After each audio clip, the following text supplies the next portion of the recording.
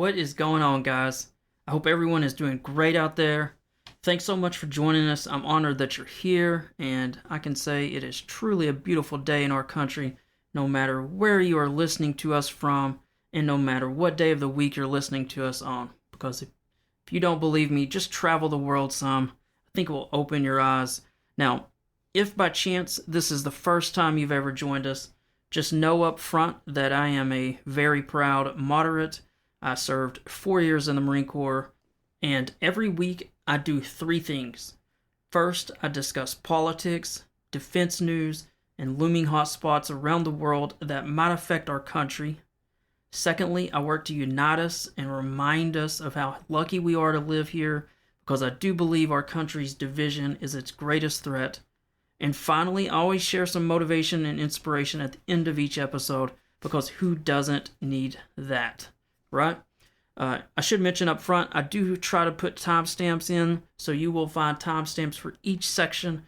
If there's some section you want to skip past, just look at the episode notes, jump to the next timestamp.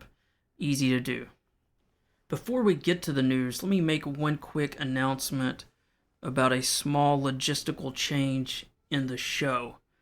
Up to this point, I have been almost exclusively focused on defense news, but I am going to start including some political news for just a couple of reasons. First, you can't completely talk about the defense problems, the budgets, everything that affects our military without talking about politics some. So I'm going to keep it fairly to a minimum, but I am going to discuss it some. But secondly, I do want to broaden the appeal of the show, and so I am going to start including some of it. It won't be much, and I will try to handle it as even-handedly as I try to handle everything, making sure that I try to represent both views, etc. You guys know how I am, but did want to mention that. If that's not your thing, if you don't like politics, as I said before this little discussion about the show, just jump to the next timestamp. It's no big deal. But I do want to try this for a while and see how it fits. I think it's going to be pretty seamless, and I think it should fit in quite well. If it doesn't, I'll change back to the format we were following, but there won't be any real noticeable change. With that out of the way, let's get to the news itself. This episode is going to be pretty heavy on China news. I know a lot of our episodes, we've been going pretty deep on Ukraine news, but this episode will be heavier on the threat from China, and that's for a couple of reasons. One, there have been some pretty significant drills from the Chinese military around Taiwan in regards to the recent election. So the threat has been ramped up, you might say. Secondly, I recently finished an incredible book about the threat from China, and I want to go over that and go into that in a little bit of detail. So it's kind of both of those things together just make that, for me anyway, that's what I'm mainly going to focus on with this show. I will, of course, still get into some Ukraine news and maybe some other things if we have time. But the episode is definitely going to be a bit of a deep dive on the threat from China. We begin with the why. Why a deep dive on China? Why do it this week? Well, the larger picture is that Taiwan is a island, a pretty large-sized island off the coast of China that China claims as its own and has repeatedly threatened to invade decade after decade after decade. The only difference is that China is increasingly coming up with the capability to pull off such an invasion. And in fact, most of the intelligence agencies in the United States predict that China could attempt this by 2027, 2028, depending on which report you read. So there's a looming threat and that we've been covering for weeks and weeks and months on this show, and you can find that in all of the news. But the reason I'm going to focus on it this week is that Taiwan swore in a new president, And that president made some remarks that most certainly upset China. And so China reacted by launching what it called punishment military drills. They were drills that were intended to intimidate and to try to coerce Taiwan to get back into line. I will say that one, and if you have no idea where Taiwan is, or if you'd like to see a map, I have that in the episode notes.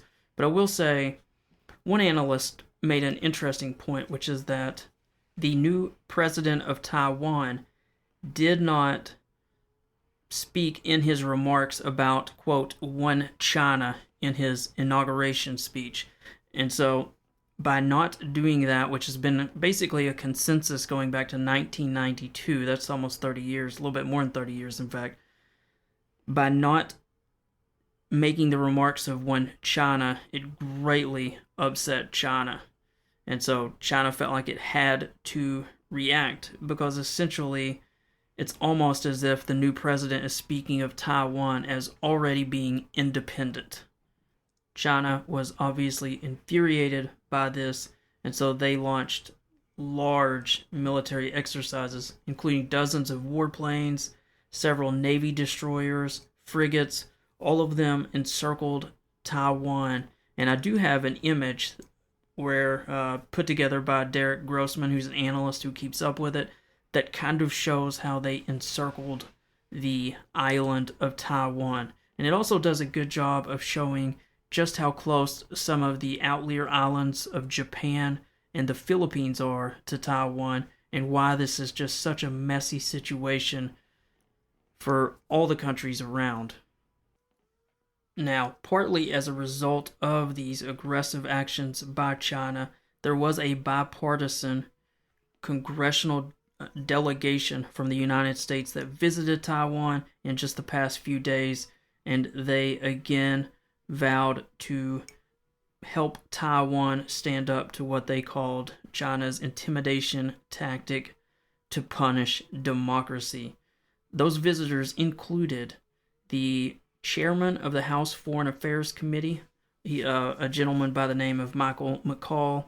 He's a pretty powerful congressman. I've mentioned him in some previous episodes, but this was a pretty important and impressive delegation to go and to help Taiwan feel a little bit more comfortable about the situation. And these lawmakers did say they will do everything in their power to expedite some of the weapon systems that Taiwan has purchased, but which have been delayed in delivery simply because our military production capacity is not what it used to be. And so there's just delays on missiles and items that Taiwan has purchased that have not been delivered yet. That is something that needs to get fixed, and fixed quickly, but that is just a reality.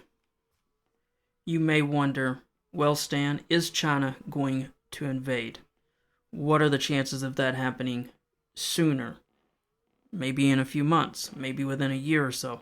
Well, let me share this answer from an analyst who's far more eminent than me. This comes from Ian Bremmer. It's about a 2-minute answer, but it's a great answer. And I should say that the acronym he uses in the beginning part of his answer is, he's talking about a very large production facility that produces semiconductor chips, which China needs just as does the US and the rest of the world. So when he mentions TSMC, that's what he's referring to.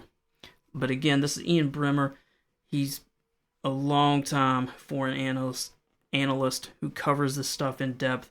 He was asked about this in a recent forum. One of the big concerns in India is whether China will make a go for the Taiwan Straits, right? Now, how does that change if Donald Trump actually wins the election later this year? Does that make China more likely to try and scramble for Taiwan, or does that make China more wary about the US's reaction? And how does that impact India? It would be more the latter, more concerned about the uncertainty of the U.S. reaction, but the likelihood of China invading Taiwan in the near to medium term is close to zero. It's close to zero. For the reasons I suggested, this would be a massive risk for the Chinese economically, militarily, and therefore politically. TSMC still matters a lot to China. They invade Taiwan, TSMC is gone, it's toast, right? So how's China gonna have semiconductors? They're gonna have to rely on their own. The reaction of the international community to a Chinese invasion would be like the reaction of the international community to the Russian invasion of Ukraine.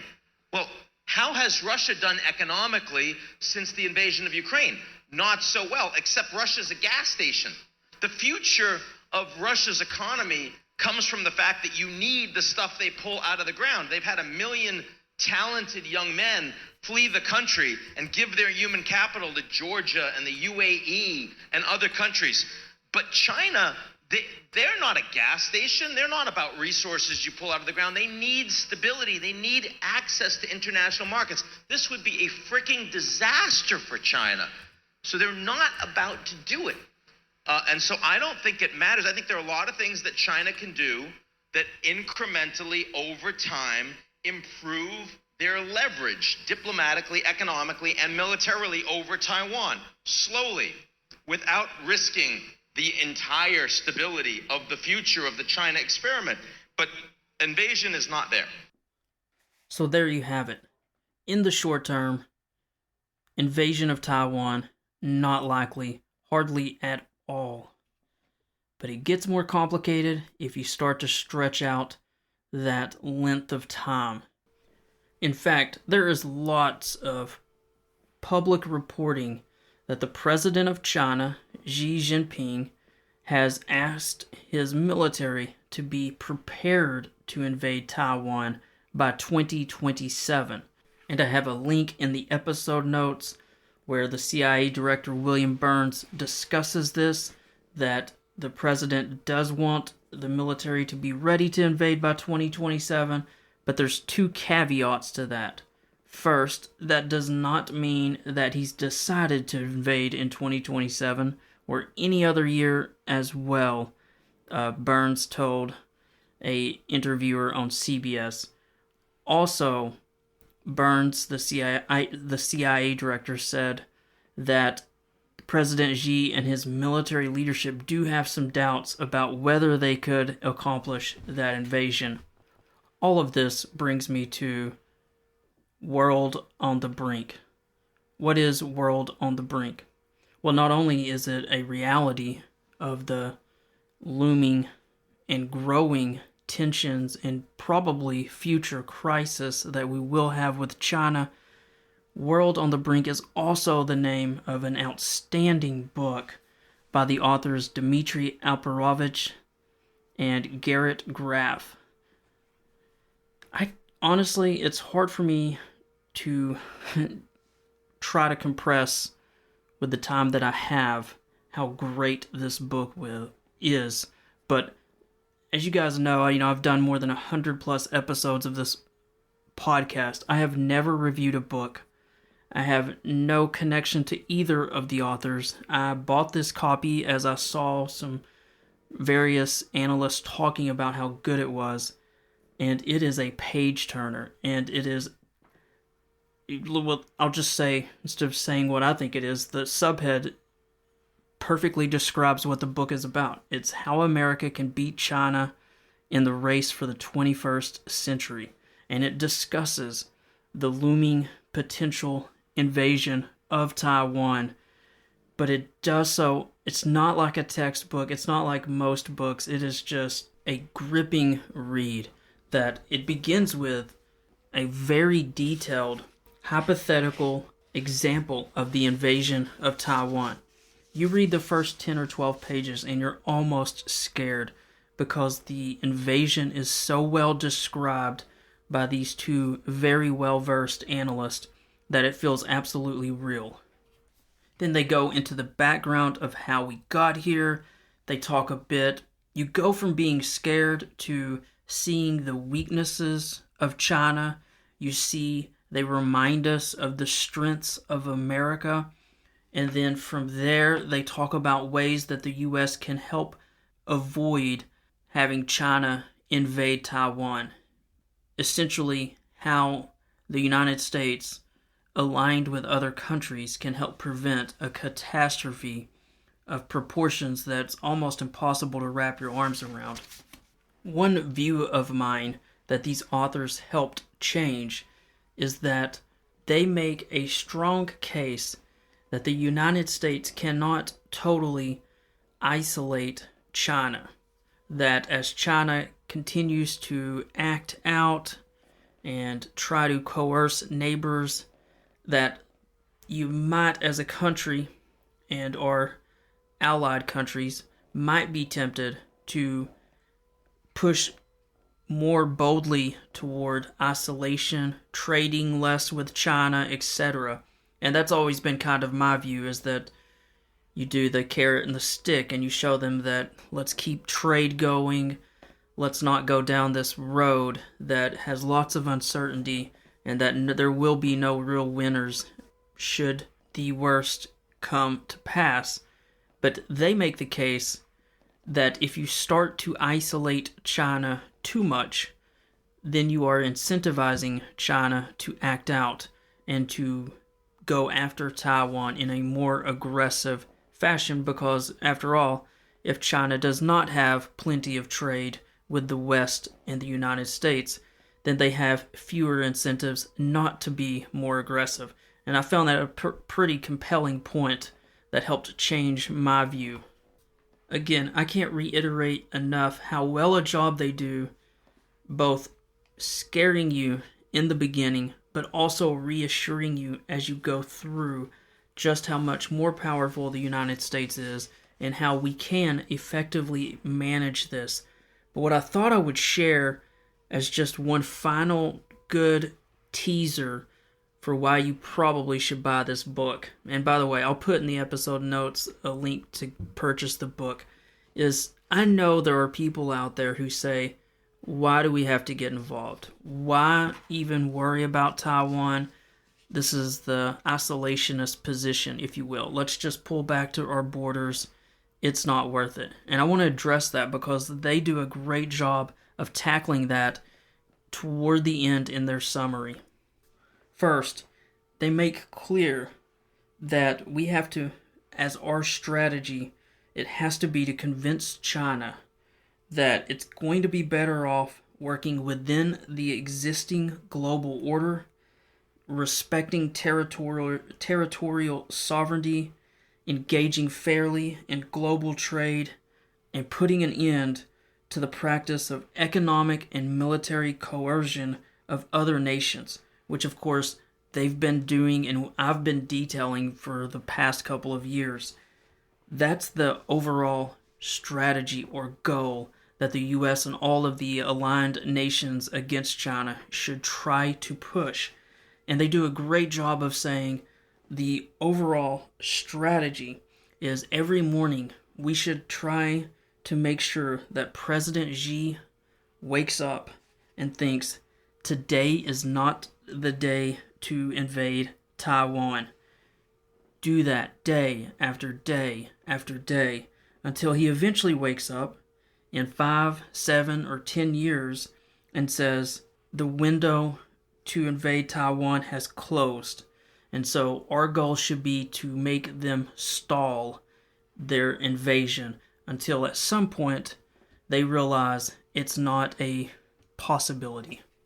The reasons they argue that we should be engaged and that we should help Taiwan and those other countries around Taiwan deter Chinese aggression is that if China were to invade Taiwan, it would do to Taiwan what it has done to Tibet, to Hong Kong. They would violently suppress the people there. There would be disappearings, there would be arrests without juries and convictions. There would be the absolute worst crimes that you can possibly imagine. So it would be horrific if they were to do this. So that's kind of the moral argument. But from a larger perspective, they make the case that the dominance and the influence of the United States would drastically diminish, and that many nations who have their faith in our security guarantees, that their faith in us would be greatly rocked. And these nations would, out of necessity, have to rebalance their relationship with us and also become basically more aligned with China. So it would increase China's power as they begin to push out and expand throughout the Pacific. This new China would then emerge as a preeminent regional superpower with almost no rival. They make the case that China would be more confident, and that when we think of how China is already demanding that the rest of the world not criticize it, whether it's about genocide or the origins of COVID-19, think of how aggressive China is already, and then imagine how they would be after a successful invasion of Taiwan. They make the case that if China were able to take control of Taiwan, that the world would be less free, and that China would be emboldened, and after succeeding in Taiwan, they may push its luck with other countries such as Japan, the Philippines, India, Vietnam.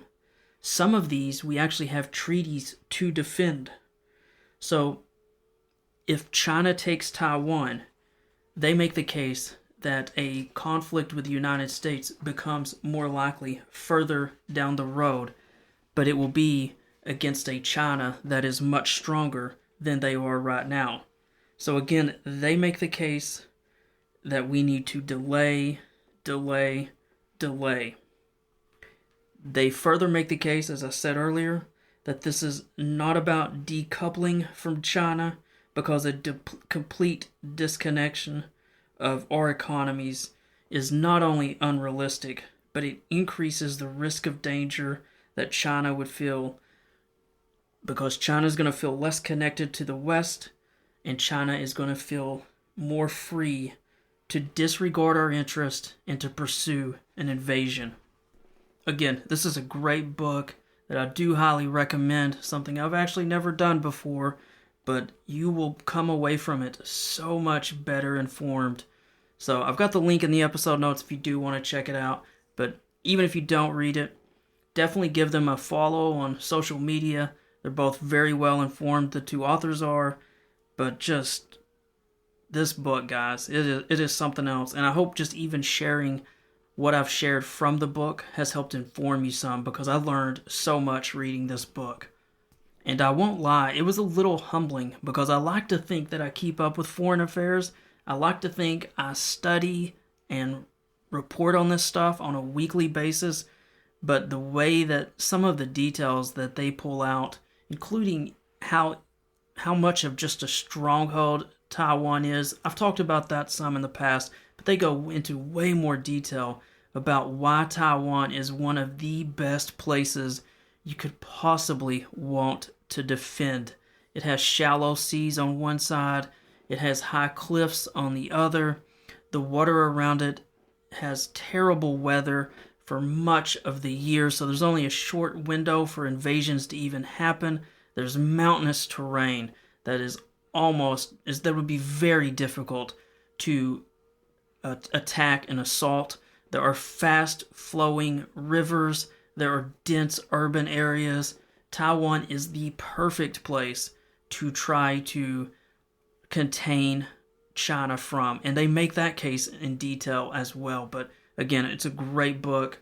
I'm going to stop talking about it, but it's hard to not be excited when you talk about how good this book is. And you can just see, if you even look online, all the folks who've read it, if you just kind of search some of the hashtags or the title, it's a standout book for sure.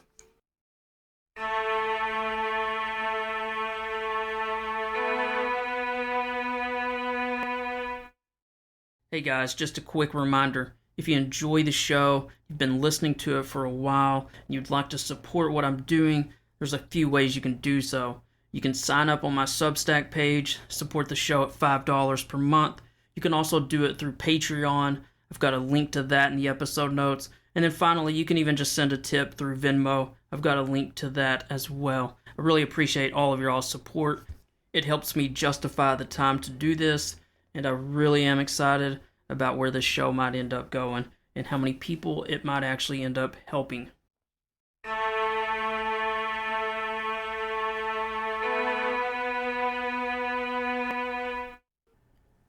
This next story I want to cover is probably no coincidence.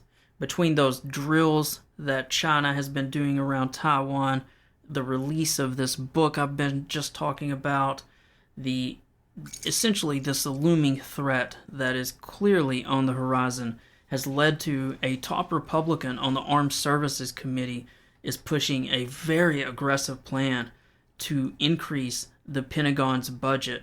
In fact, he is proposing a $55 billion increase above what even President Joe Biden has requested. This is an amount that blows past all of the caps that the Pentagon budget set for last year under a bipartisan debt deal. This Republican is Senator Roger Wicker. He is a top Republican on the Armed Services Committee, and I've got a link to this in the episode notes, but he says that with the world events happening, including increasing cooperation between China and Russia, there's just a demand for more spending on missiles, air defenses, accelerating our shipbuilding to grow the Navy, expanding the Air Force's aircraft inventory. And he said in a quote that we don't need to spend this much indefinitely, but we do need a short-term generational investment to help us prevent another world war. And he has this quote that I thought was pretty good. He says, "Regaining American strength will be expensive, but fighting a war, and worse, losing one, is far more costly. We need to begin a national conversation today on how we achieve a peaceful, prosperous, and American-led 21st century. The first step is a generational investment in the U.S. military." I've got the link in the episode notes so that you can go get into the details, which includes everything from more warships, submarines. There's quite a bit of detail in that Politico article. It's a really good one. So I've got a link in the Substack notes so you can go take a look at that. But again, there are people starting to talk about this threat from China and how we move and ramp up our forces to help prevent this from ever happening, because that's what everyone's really aiming for. Let's move from China news to news about Ukraine. And there's just a couple of stories that I want to cover in this week's episode. The first story I want to talk about is kind of a story we've been hammering on for the last few weeks, which is the United States is not allowing Ukraine to use U.S. weapons against Russian targets inside Russia. A couple of weeks ago, I started covering this story. Actually, I've probably been talking about it for more than a year. A lot of analysts have been frustrated by this passive posture that the administration has had. It's almost a reluctant, almost, I don't want to say intimidated, but just a very careful posture. And the pressure has been mounting, particularly in recent weeks, as countries inside Europe have started saying, hey, you can use our weapons. And so the U.S. is one of the last countries to agree to do this. But it is starting to get closer and closer. I reported 3 weeks ago, or I shouldn't say reported, I aired the comments of the Secretary of State, Antony Blinken, who came out and said that the weapons could be used wherever Ukraine wanted. Since then, Ukraine has been more and more publicly saying so with much more force and volume, that even though those comments have been made, that is not the case. And so as I record this episode on Wednesday night, there was actually a New York Times piece that President Biden is moving toward what could be one of his most consequential decisions in the Ukraine war, which is whether to reverse a ban on shooting American weapons into Russian territory. I've got a link to this in the episode notes. But they think, according to advisors who are speaking off the record, that President Biden will reverse his position, that it is inevitable, and that it will likely come with severe restrictions, stating that Ukraine can only use them on military targets that are just inside Russia's border, and that they expect this actually to happen within probably the next week or two. They also expect that the decision will not be announced publicly, that it will be greenlit, and we will know that it has been greenlit when American weapons start landing inside Russia.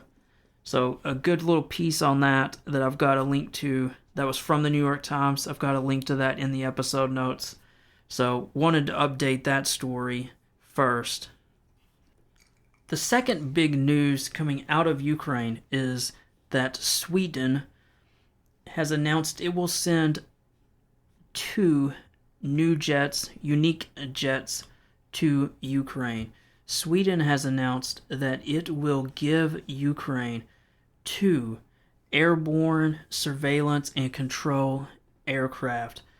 These are a big deal because currently this is something that Ukraine is struggling with, is tracking Russian missiles, helicopters, planes, and these aircraft, because these radars, they're somewhat similar to what America calls the AWACS. These radars in the sky allow Ukraine, they will allow them to see up to 200 to 300 kilometers into Russia above the front line, which will provide a much earlier warning to incoming missiles, aircraft, etc. This was a surprise announcement, as many analysts were saying and talking about in social media. Sweden is punching way above its weight on what it's giving to Ukraine. This is a very technical, top level piece of military equipment, and they're giving not 1 but 2 of these planes to Ukraine. It is going to help them a lot, especially once the F-16s arrive. But even with their current air defense, these 2 planes are going to help tremendously. And I think as people have tried to find solutions to the air defense problems that Ukraine is trying to make stronger, I don't think anyone ever mentioned these AWACS or these air control aircraft, because no one expected anyone to provide these type of aircraft to Ukraine. These are very expensive, very valuable. They're limited in nature on how many each country could even offer, even if they wanted to. So for Sweden to offer 2 of these, it's almost monumental for Ukraine. So that is some great news for Ukraine, and I think that's a great bit of news to end the show with. All right, let's get to the best part of the show. I call this the Never Ever Give Up segment, and I call it the Never Ever Give Up segment because we must never ever give up as a country.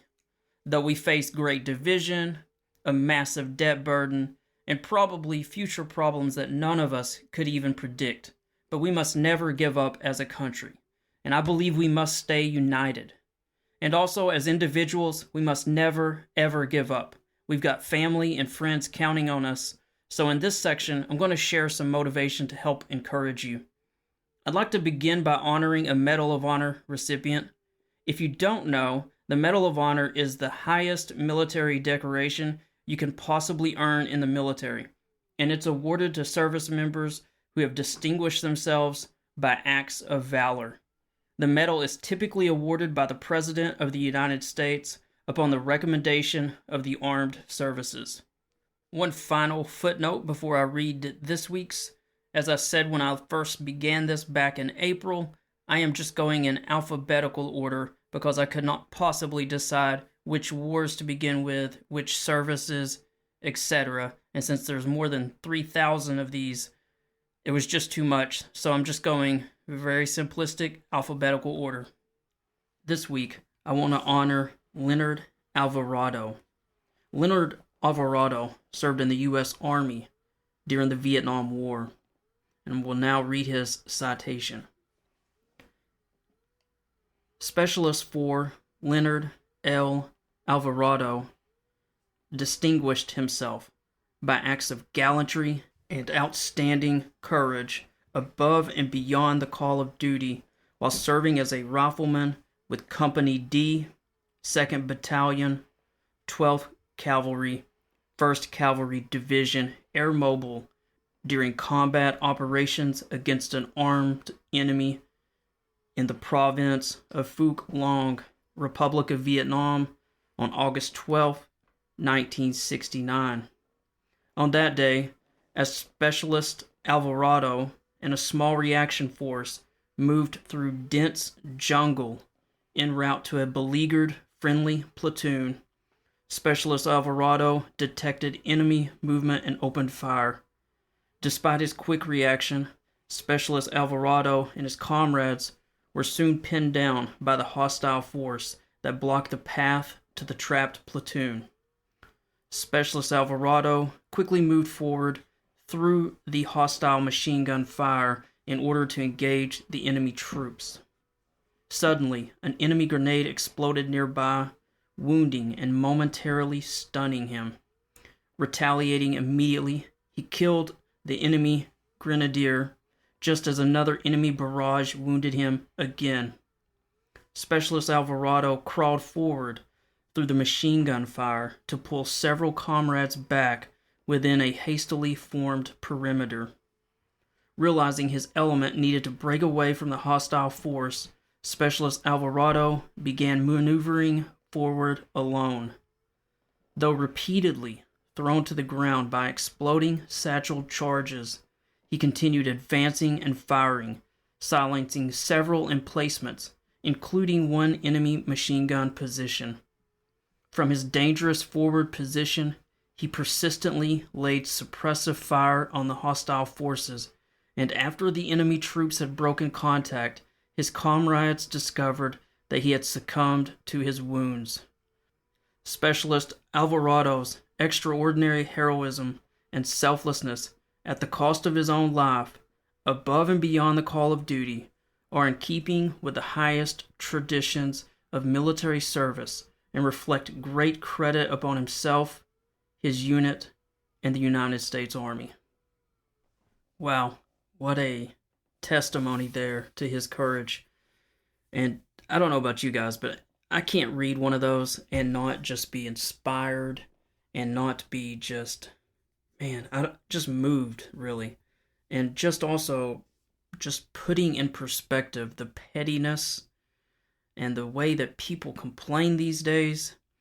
Every week when I read these are often very young soldiers or sailors or Marines that are, 18, 19, 20 years old, and they, without hesitation, not only move into the line of fire, they run toward the line of fire. They run toward the enemy to save their friends, to accomplish the mission. And so these are people whose lives were cut short often, or their lives were, almost all of these winners were wounded pretty seriously, except in very rare instances. And these are people who literally put it all on the line. And so that's why I share these, because I hope that these stories move you the way they move me. As I say every week, I share these Medal of Honor stories to remind us of the sacrifices that have been made through the nearly 250 years of American history. Through so many major wars, more than 1 million Americans have sacrificed their lives and died, getting us to this time and place in our history.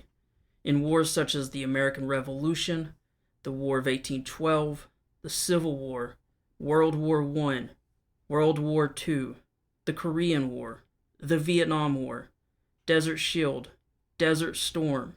Then, following September 11th, Operation Enduring Freedom in Afghanistan, Operation Iraqi Freedom, and these were only the major wars that I've listed, and I know I overlooked so many smaller conflicts.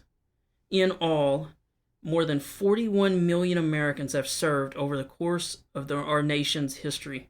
And as I said earlier, more than 1 million have died. Tens of millions have been wounded or had their lives shattered.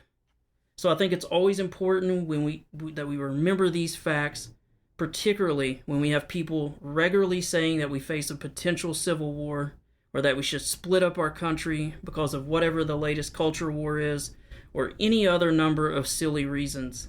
I think our grandparents and our great-grandparents and those who came before them would be dumbfounded to think we could rip apart this great nation over such trifling issues. Now, let's share some motivation to make sure that we never, ever give up in our own personal lives. And, of course, if you're a regular listener, I also speak about never giving up when I discuss PTSD at the end of the show. But for now, let's just talk about some motivation, and we've got some great ones this week.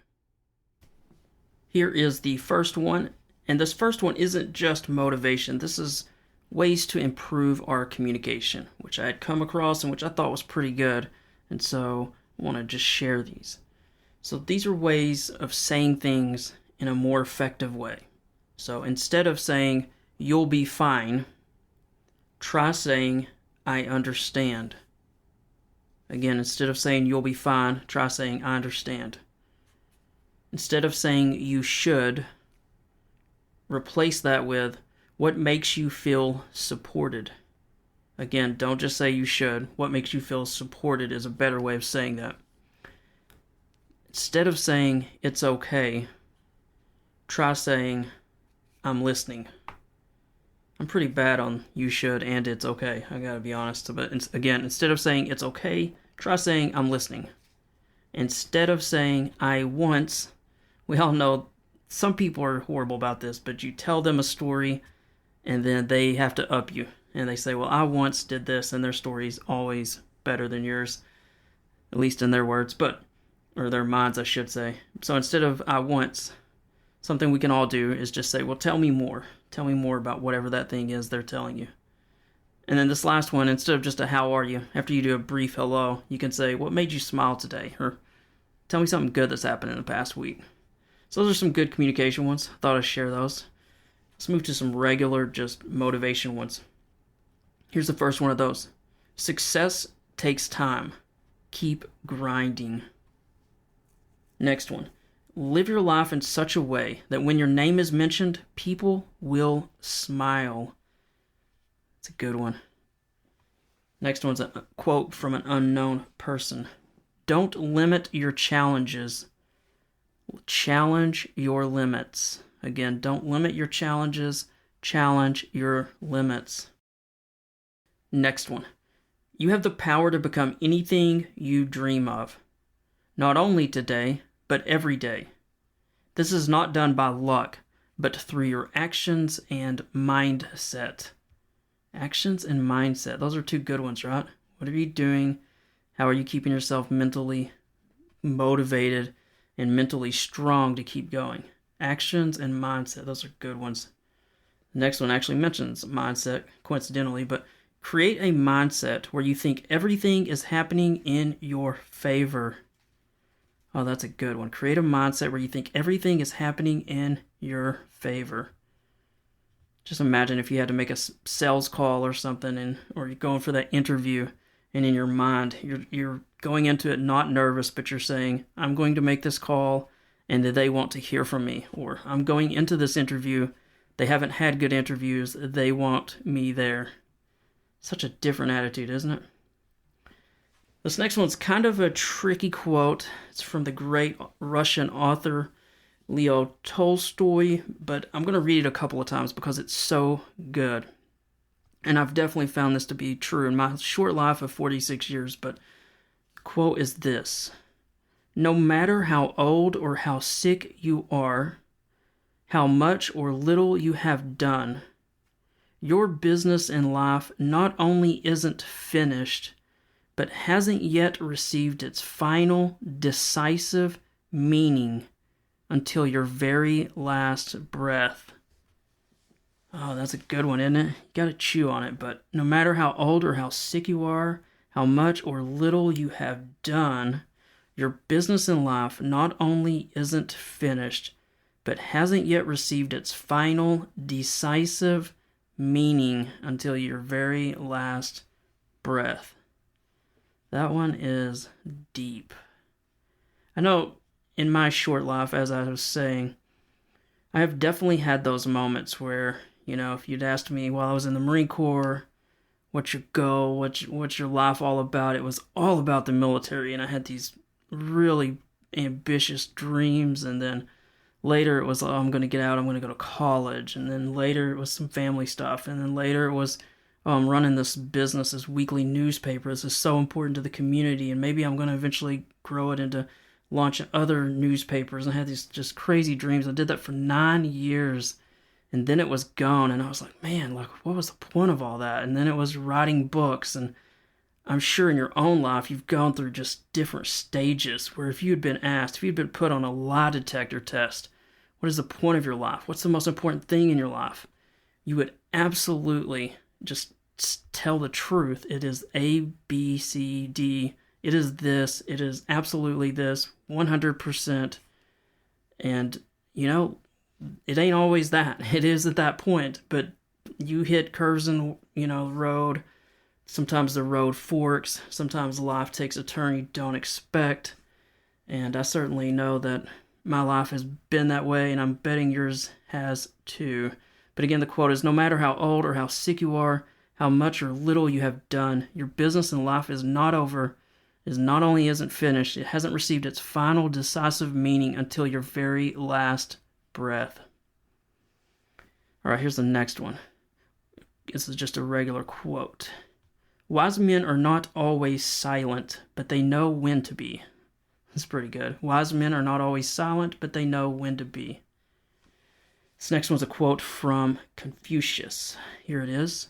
It does not matter how slowly you go, so long as you do not stop. I feel like every week I read one that's somewhat similar to that, because so much about achieving your goals is about never giving up. But again, the quote is, it does not matter how slowly you go, so long as you do not stop. This next one's kind of a deep quote. Some of life's best lessons are learned at the worst time. Again, some of life's best lessons are learned at the worst times. We all know that is very true. Not a good thing. It's just how it is sometimes. Here's the next one. Don't give up when things get rough. Fight harder. Remember, it always works out in due time. Don't give up when things get rough, or I would have said tough. Fight harder. It always works out in due time. And this last one is about endurance. It's a good one. The quote is, do you know of any tree that you plant today which produces fruit overnight? Have faith. That little seed you are planting today will become a giant tree one day. Do your thing. Focus on the process. Work hard. Don't quit. Results will take care of themselves. It's pretty good. I feel like that would be one that was good 50 years ago or 100 years ago. But in 2024, when we live in such a impatient society, and with phones and apps and instant order and delivery within a day or so, it just is so hard to be patient. And so I think that's one of those deeper parts of wisdom that we just struggle with these days. We do not know how to be patient, and we all give up on our goals and dreams way too soon. We are impatient. It's just almost humorous to me how we can all name people who are successful who just basically outlasted those around them. They just didn't give up. They were just bull stubborn. Keep pounding the wall. Keep going. Ignore the people telling you to stop. You just keep going and you stay patient. That's like probably 80 or 90% of the formula of success. But we don't want to do that. We want to find like the easy way, the shortcut, the hack, the app that'll tell you how to do this. We just don't want to do the work, and we don't want to be patient. And so we take shortcuts. We get frustrated and resentful. And eventually we get impatient and we quit. Patience. Such a simple concept, but so hard to do, especially in the time that we live in. I always like to share a few from the Bible because this book has become such a source of strength and wisdom and calm for me during the past year. And I hope by sharing a few verses, it might help encourage you to get into the Bible yourself, because I think it will really help you.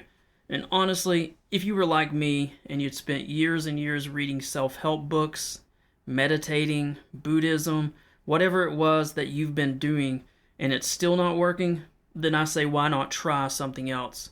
We know that the definition of insanity is doing the same thing over and over, expecting a different result. So if you've never cracked open the Bible, I invite you to try it. In fact, I almost double dog dare you to try it. Because if it's all fake, if it's all not real, then it should have absolutely no effect on you. If it's just another lame self-help book, then you have nothing to worry about. You've tried everything else, so why not try this? And I think if you do, you'll see that the Bible is the handbook for your life. I think you'll find it speaking to you because it's not just ancient words, it's the wisdom of God. And if you need hope and purpose, if you're really drowning and feeling lost, then you need more than the self-help quotes I shared above. You need God. And one of the best ways to find Him is in the Bible. You don't have to go to some church you're nervous to visit. You can start learning about Him from the safety of your home by simply reading the Bible, either in print or on your phone through a Bible app. This week I'm going to share 3 small parts of the Bible. First reading will come from Psalms chapter 62. I'm going to start with verse 5. Let all that I am wait quietly before God, for my hope is in Him. He alone is my rock and my salvation, my fortress where I will not be shaken. My victory and honor come from God alone. He is my refuge, a rock where no enemy can reach me. O my people, trust in Him at all times. Pour out your heart to Him, for God is our refuge. The next one I want to read is from Ephesians chapter 4. I'm going to start at verse 31 and read just 2 short verses. Get rid of all bitterness, rage, anger, harsh words, and slander, as well as all types of evil behavior. Instead, be kind to each other, tender-hearted, forgiving one another, just as God, through Christ, has forgiven you. And then the final one I'm going to read is from Proverbs chapter 3. I am going to start with verse 3. Never let loyalty and kindness leave you. Tie them around your neck as a reminder. Write them deep within your heart. Then you will find favor with both God and people, and you will earn a good reputation. And again, you can earn a good reputation and find favor by keeping loyalty and kindness. Loyalty and kindness, that's what it's talking about. Let's move to verse 5. Trust in the Lord with all your heart. Do not depend on your own understanding. Seek His will in all you do, and He will show you which path to take. Don't be impressed with your own wisdom. Instead, fear the Lord and turn away from evil. Then you will have healing for your body and strength for your bones. Hey, before we leave this section, let me include one small teaser. I decided in this episode to record the prayer that I prayed prior to recording this episode. I try to pray before every episode, but for whatever reason this week, I felt led to record it. And so it's kind of bonus content. It's buried. It's at the very, very end of the show, which most people don't get through the kind of closing credits and everything anyway. But I did want to mention to you, if you're one of those people that want to hear it, this week it is there. Thanks so much for joining us this week. I hope as you go through this week that you act a little nicer on social media and in the world as well.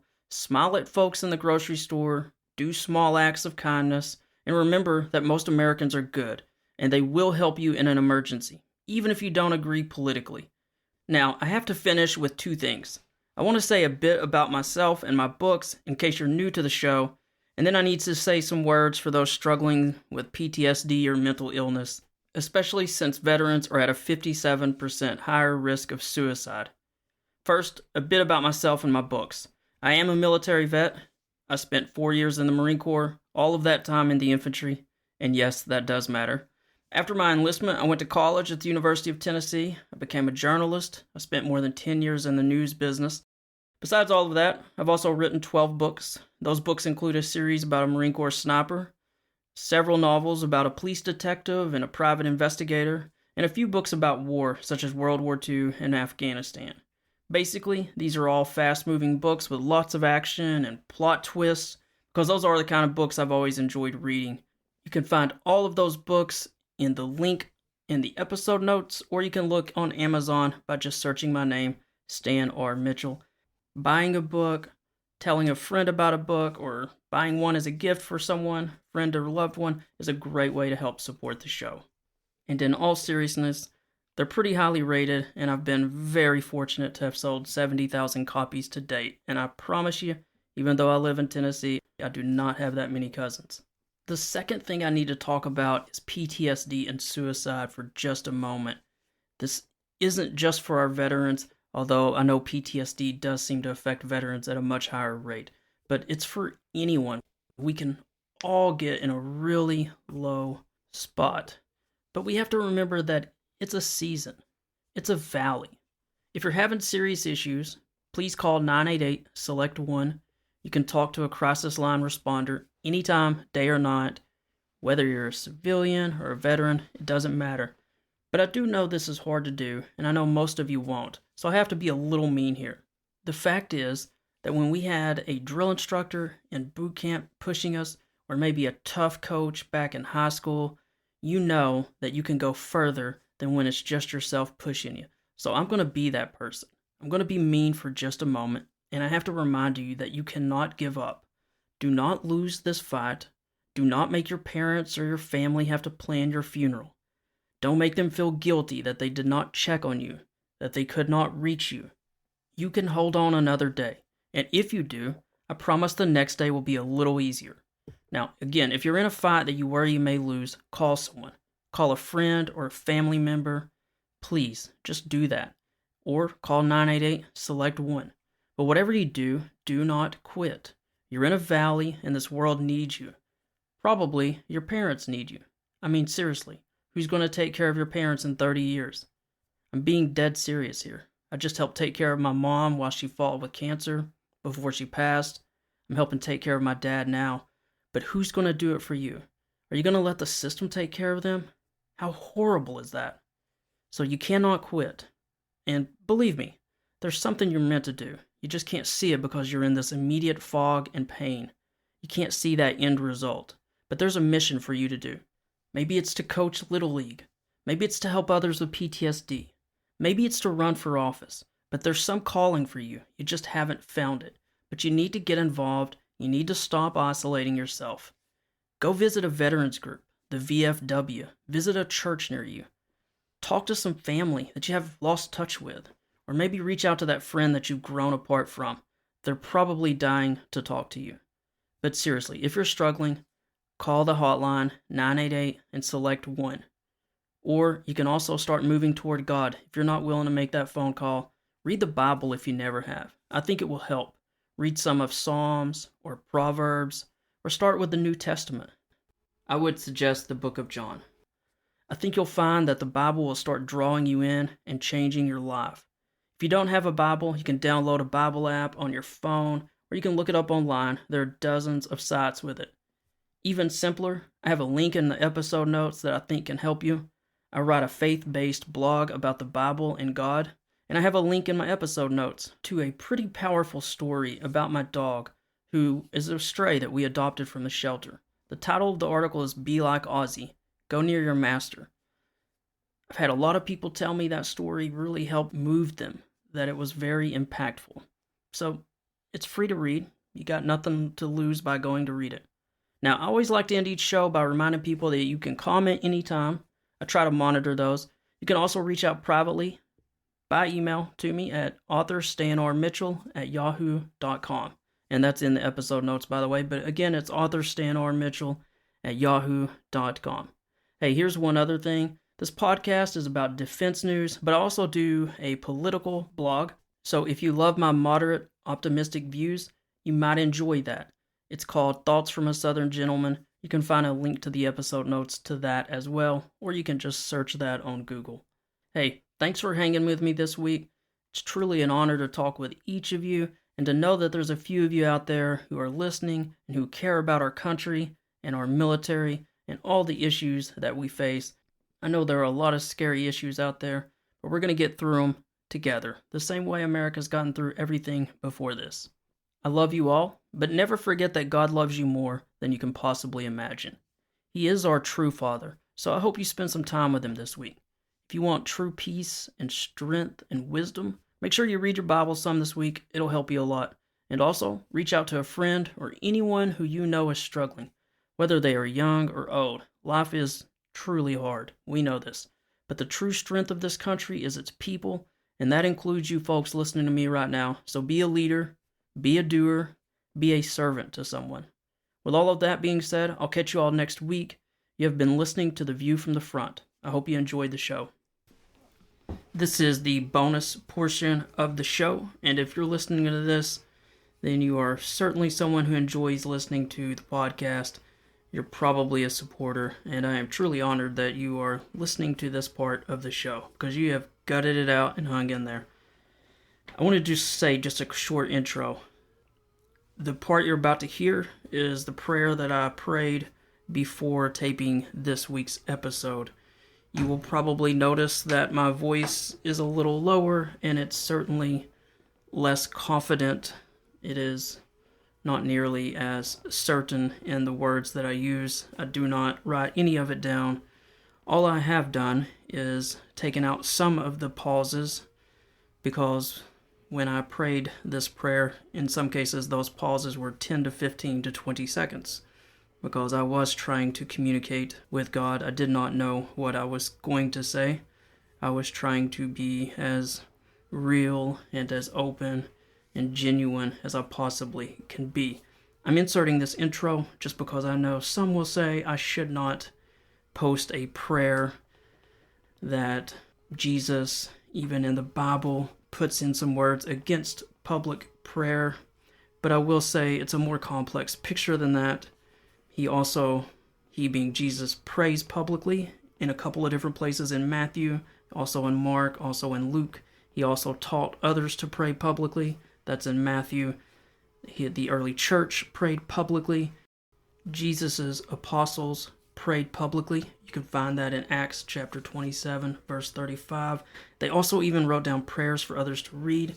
You can find an example in Ephesians chapter 3, beginning at verse 14. I could cite many more examples, but the reality is that people pray before sporting events, before many government meetings, and I could just keep that list going. And at least this week I felt led to do this, and so I'm going to do this because I know that, at least speaking for myself, I have heard prayers that moved me, and so I will share what I prayed. And you've been forewarned what I'm going to do, so if this is something that would bother you or offend you, you've had plenty of chances to go ahead and move on to the next podcast. So here is what I prayed prior to this episode. Lord, come to you in prayer, asking for your strength, your wisdom, and your guidance as I try to put out something that I hope touches at least a few people out there. Help me say the right words. Help me not offend. Help me do a small part to unify the country, to make us a little better informed, to make us a little kinder. We know that So often, I feel unprepared for each episode. I worry that I have not gotten it organized enough. I know that I feel as though I am unworthy of attempting what we are trying to do here. But give me strength, give me faith, help me as I try to do what I believe I am supposed to be doing. We ask this in your name. Amen.